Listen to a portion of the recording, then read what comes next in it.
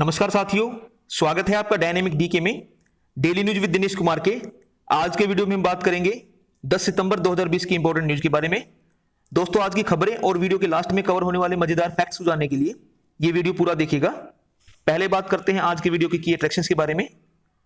हमारे आज के वीडियो में प्रधानमंत्री स्वनिधि योजना, प्रधानमंत्री उज्ज्वला योजना, आयुष्मान भारत योजना, नीति आयोग तथा केंद्रीय माध्यमिक शिक्षा बोर्ड यानी कि सीबीएसई का जिक्र आया है, जिसे मैंने स्लाइड्स में ब्रीफ इंट्रोडक्शन के साथ अलग कलर में हाईलाइट कर दिया है। चलिए वीडियो शुरू करते हैं। प्रधानमंत्री मोदी ने कल वीडियो कॉन्फ्रेंस के जरिए मध्य प्रदेश के रेहड़ी पटरी वालों के साथ स्वनिधि संवाद किया। हमने कल की वीडियो में इसके बारे में बात की थी। इस मौके पर प्रधानमंत्री ने रेहड़ी पटरी वालों की वापसी का स्वागत किया। उन्होंने उनके आत्मविश्वास, दृढ़ता और कड़ी मेहनत की प्रशंसा की और कहा कि कोई भी आपदा सबसे पहले गरीबों के काम, भोजन और बचत को प्रभावित करती है।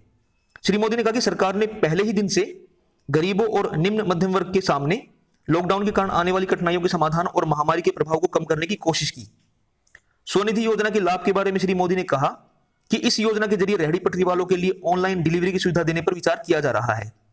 उन्होंने कहा कि बैंकों और डिजिटल भुगतान की सुविधा उपलब्ध कराने वाले पक्षों के साथ सहयोग से नई शुरुआत हुई है, जिससे रेहड़ी पटरी वाले डिजिटल लेन देन से अछूते ना रहें।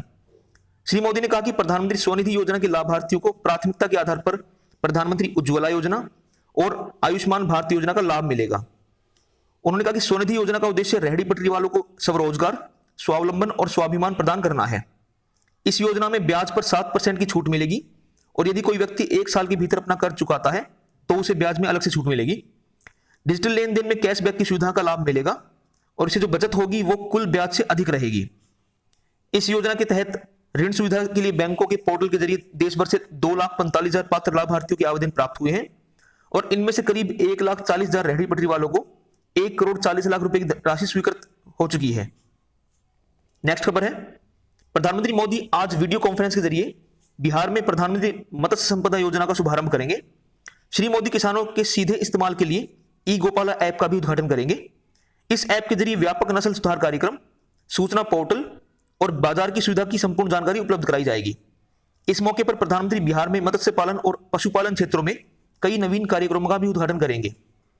प्रधानमंत्री मत्स्य संपदा योजना सरकार की फ्लैगशिप योजना है, जिसके तहत 20,000 करोड़ रुपए के अनुमानित निवेश से देश में मत्स्य क्षेत्र में लगातार विकास पर ध्यान केंद्रित किया जाएगा। मत्स्य क्षेत्र में यह अब तक का सबसे बड़ा निवेश है और इसके तहत साल 2024-25 तक मत्स्य उत्पादन को अतिरिक्त 70 लाख टन बढ़ाने का लक्ष्य रखा गया है। प्रधानमंत्री सीतामढ़ी में फिश ब्रूड बैंक और किशनगंज में एक्वाटिक डिजीज रेफरल लेबोरेटरी बनाए जाने की भी घोषणा करेंगे। इसके लिए प्रधानमंत्री मत्स्य संपदा योजना के तहत सहायता प्रदान की गई है। इन सुविधाओं से मत्स्य क्षेत्र में उत्पादकता बढ़ेगी, किसानों को गुणवत्तापूर्ण और किफायती बीज समय पर उपलब्ध हो सकेंगे और रोग निदान के साथ साथ पानी और मिट्टी परीक्षण सुविधाओं की आवश्यकता भी पूरी हो सकेगी। अगली खबर है, विदेश मंत्री डॉक्टर एस जयशंकर ने मॉस्को में शंघाई सहयोग संगठन के विदेश मंत्रियों की परिषद की बैठक में से अलग किर्गिस्तान के विदेश मंत्री चिंगिज ऐदरबेकोव से मुलाकात की। डॉक्टर जयशंकर ने बैठक को फायदेमंद बताते हुए भारतीय नागरिकों की वापसी में मदद के लिए श्री ऐदरबेकोव को धन्यवाद दिया। दोनों मंत्रियों ने द्विपक्षीय और क्षेत्रीय महत्व के विषयों पर चर्चा की और आगे भी सभी क्षेत्रों में रणनीतिक भागीदारी को आगे बढ़ाने पर सहमति जताई। डॉक्टर जयशंकर ने ताजिकिस्तान के विदेश मंत्री सिरोजिदीन मुरीदीन से भी मुलाकात की। विदेश मंत्री ने कहा कि वे द्विपक्षीय और क्षेत्रीय सहयोग बढ़ने से प्रसन्न हैं और रणनीतिक भागीदारी को बहुत महत्व देते हैं। मॉस्को में आयोजित शंघाई सहयोग संगठन के विदेश मंत्रियों की बैठक में क्षेत्रीय और वैश्विक मुद्दों पर विचार विमर्श किया जाएगा। डॉक्टर जयशंकर का चीन के विदेश मंत्री के साथ द्विपक्षीय बातचीत का कार्यक्रम अभी हालांकि तय नहीं है, लेकिन चीन के विदेश मंत्रालय ने कहा है कि भारत, रूस और चीन के विदेश मंत्री मॉस्को में मिलेंगे। यह भी कहा गया कि चीन के विदेश मंत्री वांग ई सदस्य देशों के विदेश मंत्रियों से द्विपक्षीय वार्ता करेंगे। भारत, चीन और रूस तीनों देशों के बीच आपसी सहयोग करने वाले समूह के सदस्य हैं। शंघाई सहयोग संगठन के पूर्णकालिक सदस्य के रूप में भारत की ओर से तीसरी बैठक थी। अगली खबर है, भारत, फ्रांस, ऑस्ट्रेलिया की पहली त्रिपक्षीय वार्ता कल वर्चुअल रूप से आयोजित की गई।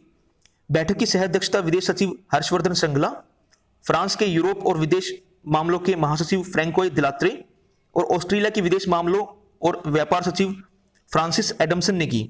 बातचीत भारत प्रशांत क्षेत्र में सहयोग बढ़ाने पर आधारित रही। यह बैठक द्विपक्षीय संबंधों को मजबूत करने के उद्देश्य से आयोजित की गई थी। भारत, फ्रांस और ऑस्ट्रेलिया के बीच मजबूत संबंध हैं। तीनों पक्षों ने वार्षिक आधार पर वार्ता आयोजित करने पर भी सहमति व्यक्त की। बैठक में तीनों पक्षों ने विशेष रूप से कोविड-19 महामारी और भारत प्रशांत में आर्थिक और भूस्थैतिक चुनौतियों और सहयोग पर चर्चा की। आपसी समुद्री स्थिति, मरीन ग्लोबल कॉमन्स, त्रिपक्षीय और क्षेत्रीय स्तर पर व्यवहारिक और संभावित सहयोग के क्षेत्रों पर भी चर्चा की गई। अगली खबर है, भारतीय वायुसेना आज अंबाला में आयोजित एक समारोह में राफेल लड़ाकू विमान को औपचारिक रूप से वायुसेना में शामिल करेगी। रक्षा मंत्रालय के प्रवक्ता ने बताया कि ये विमान 17वीं स्क्वाड्रन गोल्डन एरोज का हिस्सा होंगे। पहले 5 लड़ाकू विमान 27 जुलाई को फ्रांस से अंबाला पहुंचे थे। रक्षा मंत्री राजनाथ सिंह ने और फ्रांस की रक्षा मंत्री सुश्री फ्लोरेंस पार्ले इस समारोह में मुख्य अतिथि के रूप में शामिल होंगे। इस कार्यक्रम के बाद दोनों देशों के बीच शिष्टमंडल स्तर की वार्ता होगी। अगली खबर है, सड़क परिवहन और राजमार्ग मंत्रालय ने कोविड-19 के दौरान आत्मनिर्भर भारत योजना के अंतर्गत 10,000 करोड़ से अधिक की धनराशि जारी की है। मंत्रालय ने कहा कि 2,475 करोड़ रुपए की अतिरिक्त राशि जारी करने पर काम चल रहा है और इसे शीघ्र ही जारी किया जाएगा। मंत्रालय ने कहा कि देश में सुगमतापूर्वक व्यापार सुनिश्चित करने और गुणवत्तापूर्वक सड़कों का जाल बिछाने के लिए हितधारकों में विश्वास पैदा करने के लिए अनेक कदम उठाए गए हैं। आत्मनिर्भर भारत योजना के तहत भुगतान प्रक्रिया को आसान बनाया गया है और उपलब्धता के आधार पर ठेकेदारों का भुगतान हर महीने किया जा रहा है। मंत्रालय ने कहा कि देश के राष्ट्रीय राजमार्ग परियोजनाओं को समय पर पूरा करना अधिक लाभकारी है। मंत्रालय ने यह भी कहा कि कोविड-19 के दौरान कई तरह के राहत पैकेज ठेकेदारों और रियायत पाने वालों तक पहुंचाए जा रहे हैं।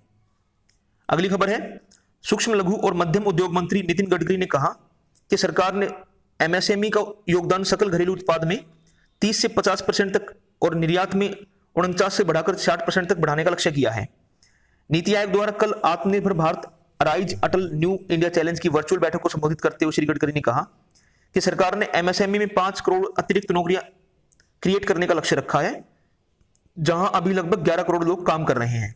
उन्होंने नीति आयोग के आत्मनिर्भर भारत अराइज अटल न्यू इंडिया चैलेंज पहल की सराहना की और विभिन्न क्षेत्रों में मूल्यवर्धन सुनिश्चित करने के समाधान के लिए तकनीकी उपयोग का आह्वान किया। अतिरिक्त चावल के मुद्दे पर केंद्रीय मंत्री ने कहा कि संग्रहण की चुनौतियों को देखते हुए कैसे इसका उपयोग एथेनॉल बनाने में और आयातित वस्तुओं को हटाने के लिए देश को हरित ईंधन दे सकते हैं। उन्होंने कहा कि नवाचार में जोखिम लेना योग्यता है और नए समाधान को बढ़ावा देने के लिए प्रोत्साहन की आवश्यकता है। इस दौरान परंपरागत वस्तुओं को संरक्षित किया जाना चाहिए। आत्मनिर्भर भारत अराइज अटल न्यू इंडिया चैलेंज कार्यक्रम का उद्देश्य मंत्रालयों और संबद्ध उद्योगों के साथ सहयोग करना है, जिससे अनुसंधान नवाचार को प्रोत्साहित किया जा सके और क्षेत्रीय समस्याओं के अभिनव समाधानों की सुविधा प्रदान की जा सके। अगली खबर है, श्रम और रोजगार मंत्री संतोष कुमार गंगवार ने कर्मचारी भविष्य निधि के ट्रस्टियों के केंद्रीय बोर्ड की 227वीं बैठक की कल अध्यक्षता की। कोविड-19 महामारी से उत्पन्न परिस्थिति को देखते हुए बोर्ड ने ब्याज दर को 8.5% पर ही रखा है। इसमें 8.15% हिस्सा ऋण आय से और बाकी 0.35% जो पूंजी होगी वो लाभ और अन्य संसाधनों से जुटाई जाएगी। बोर्ड ने कर्मचारियों की जमा से जुड़ी बीमा योजना 1976 में भी संशोधन को स्वीकृति दी। इससे वर्तमान अधिकतम 6 लाख रुपए के बीमा लाभ को बढ़ाकर 7 लाख रुपए कर दिया गया है। कर्मचारियों की सेवा के दौरान मृत्यु होने पर इसका लाभ इसके परिजनों को होगा। श्री गंगवार ने कर्मचारी भविष्य निधि और अन्य प्रावधान अधिनियम 1952 के तहत अर्ध न्यायिक मामलों की सुनवाई डिजिटल माध्यम से करने की व्यवस्था भी शुरू की। अगली खबर है, शिक्षा मंत्री रमेश पोखरियाल निशंक ने कल नई दिल्ली में सीबीएसई से संबद्ध स्कूलों के 38 अध्यापकों और प्रधानाचार्यों को सीबीएसई शिक्षक पुरस्कार प्रदान किए। ये पुरस्कार साल 2019-20 के दौरान स्कूल शिक्षा में सुधार, नवोन्मेष और समर्पण के लिए दिए गए महत्वपूर्ण योगदान के लिए दिए गए हैं। शिक्षा मंत्री ने कहा कि अध्यापक शिक्षा की आधारशिला तैयार करते हैं और यह सबसे सम्मानित व्यवसाय है। उन्होंने कहा कि इन पुरस्कारों का उद्देश्य देश के कुछ उत्कृष्ट शिक्षकों के अनूठे योगदान को सम्मानित करना है।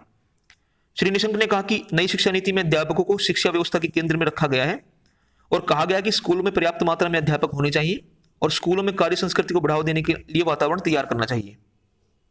अगली खबर है, स्वास्थ्य मंत्री ने इस महीने की 21 तारीख से 9वीं से 12वीं कक्षा के स्कूलों को आंशिक रूप से दोबारा खोलने के लिए स्टैंडर्ड ऑपरेटिंग प्रोसीजर जारी किया है। इन दिशा निर्देशों में विद्यार्थियों के बीच नोटबुक, पेन, पेंसिल, पीने की पानी की बोतलें साझा नहीं करने और असेंबली तथा खेल की मनाही के साथ ही ऑनलाइन सीखने को प्रोत्साहित करने जैसे महत्वपूर्ण बिंदु शामिल किए गए हैं। इनके अनुसार स्कूल में आने के लिए छात्रों के माता पिता या अभिभावकों की लिखित सहमति जरूरी होगी। स्कूलों में इन्फेक्शन के खतरे वाले व्यक्तियों में ऑक्सीजन के स्तर की जांच के लिए पल्स ऑक्सीमीटर की भी व्यवस्था होगी। इन गाइडलाइंस के अनुसार स्कूलों के बाहर सैनिटाइजर का इंतजाम करना होगा और सभी की थर्मल जांच की जाएगी।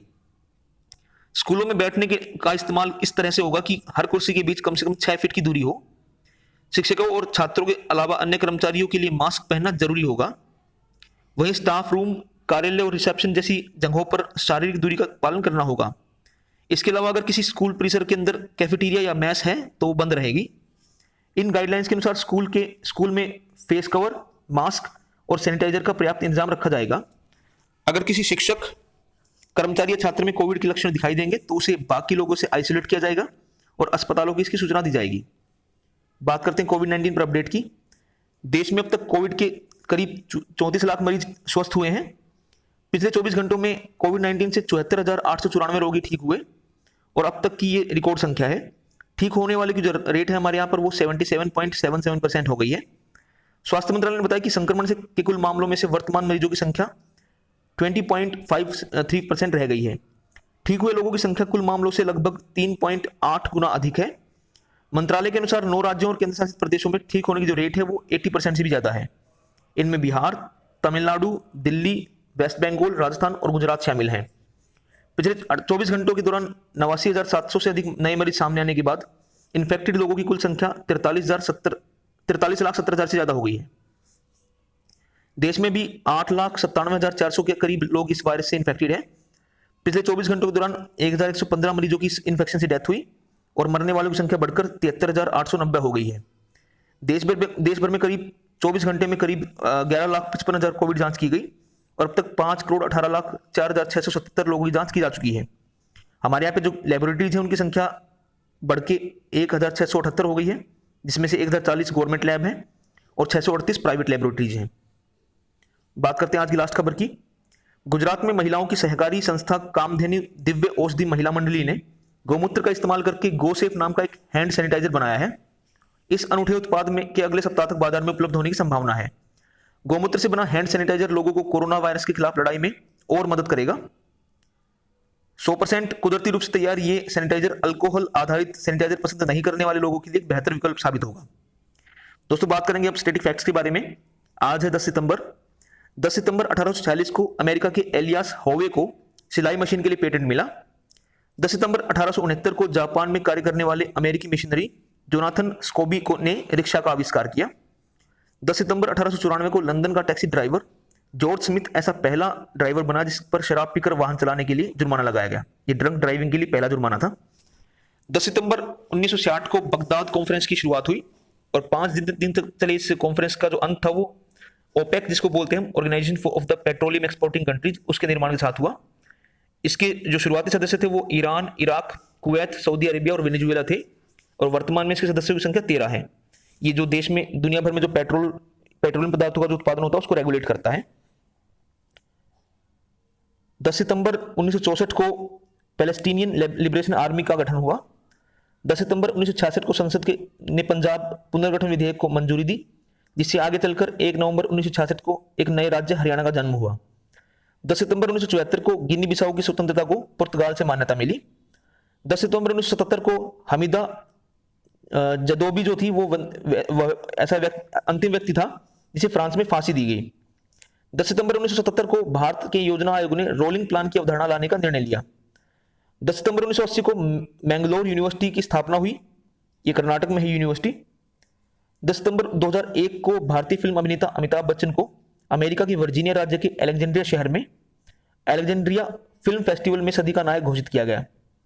10 सितंबर 2008 को European organisation for nuclear research, जिसे हम सर्न बोलते हैं, उस द्वारा निर्मित लार्ज हैड्रोन कोलाइडर LHC ने कार्य करना शुरू किया। ये एक 18 मील लंबी सुरंग है और उसमें लगी मशीन है ये, जो फ्रांस स्विट्जरलैंड की सीमा पर बनी है। इसमें जो हिग्स बोसोन के बारे में बात की थी, जिसको गॉड पार्टिकल बोलते हैं, उसके बारे में इसमें वो चल रही है, खोज चल रही है। 10 सितंबर 1887 को संयुक्त प्रांत और उत्तर प्रदेश के पहले मुख्यमंत्री तथा भारत रत्न से सम्मानित गोविंद वल्लभ पंत का जन्म हुआ। 10 सितंबर 1912 को भारत के 5वें उपराष्ट्रपति BD जत्ती का जन्म हुआ। वे 1974 से 79 तक उपराष्ट्रपति रहे थे। 10 सितंबर 1920 को महान सांख्यिकीविद कल्याणपुड़ी राधाकृष्ण राव का जन्म कर्नाटक में हुआ। उन्हें SS Bhatnagar award, Meghnath Saha medal और गाय मेडल सहित अनेक सम्मान प्राप्त हुए। उनकी उम्र आज 100 साल हो गई, वो अभी भी जीवित हैं। 10 सितंबर 1574 को सिखों के तीसरे गुरु अमरदास जी का देहांत हुआ। 10 सितंबर 1915 को बाघा जतीन के नाम से विख्यात प्रसिद्ध क्रांतिकारी जतींद्र नाथ मुखर्जी की डेथ हुई। 10 सितंबर 1920 को प्रसिद्ध तमिल कवि सुब्रमण्यम भारती का देहांत हुआ। ये राष्ट्रीय कवि के तौर पर जाने जाते हैं। 10 सितंबर 1943 को त्रिपुरा के सत्येंद्र चंद्र वर्धन, केरल के अब्दुल खादिर और पंजाब के फौजा सिंह को ब्रिटिश शासन के विरुद्ध युद्ध छेड़ने के अपराध में मद्रास जेल में फांसी दी गई। इसके अलावा 10 सितंबर को हम वर्ल्ड सुसाइड प्रिवेंशन डे के रूप में मनाते हैं। इसे पहली बार मनाने की शुरुआत 2003 में हुई थी। तो दोस्तों, ये थी आज की खबरें और static facts. I hope you like the video. Please like, subscribe and share this video. अगर आपको वीडियो से रिलेटेड कोई सवाल पूछना तो you can ask it by dropping A comment in the comment section.